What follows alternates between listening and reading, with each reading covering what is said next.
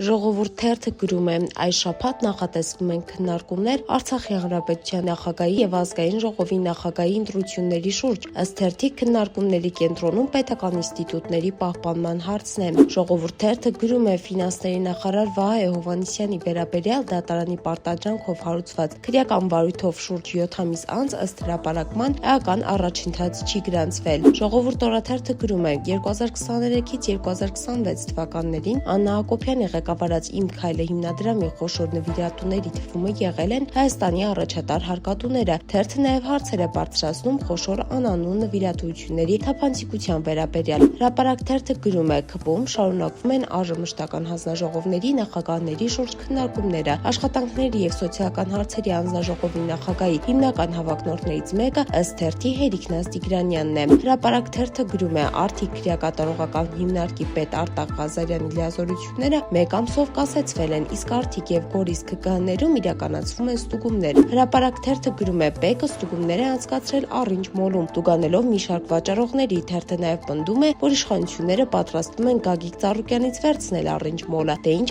այսքանն էինք պատրաստել ձեզ համար, մնացեք մեզ հետ և եղեք տեղեկացված։